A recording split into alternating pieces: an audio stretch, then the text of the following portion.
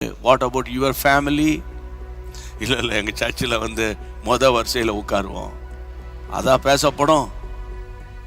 ஒருவேளை உங்கள் ஐயர் வேணால் பேசுவார், உங்கள் பாஸ்டர் வேணால் பேசுவார். பரலோகம் பேசணும், பரலோகம் பேசணும். அப்போ இன்றைக்கு நம்ம கர்த்தருடைய நாமத்தினால நிறைய பேர் சோதனை கண்டு சோர்ந்து போயிட்டீங்க. அதுதான் என்னுடைய இருதயத்தின் பாரம். சோதனை கண்டு சோர்ந்து போயிட்டீங்க. சோதனை சோர்வை கொண்டு வரும், தப்பே கிடையாது, சோர்வு வரும். இப்போ உங்களுக்கு வராதா பிரதர்? அது ஏன் கேட்குறீங்க? ஒன்றா ரெண்டா போராட்டம் வருது, சோர்வு வருது, கேள்விகள் வருது, சந்தேகம் வருது.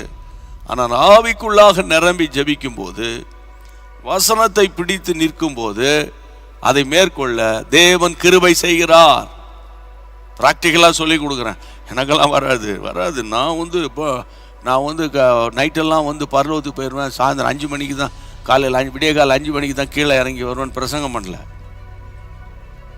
கர்த்தருடைய பிள்ளைகளை, நாம் பாடுள்ள மனிதர்கள்.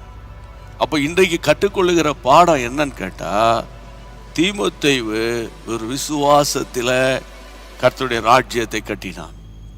விசுவாசம், உத்தம குமாரன், விசுவாசத்தில் உத்தம குமாரன், மாயமற்ற விசுவாசம்.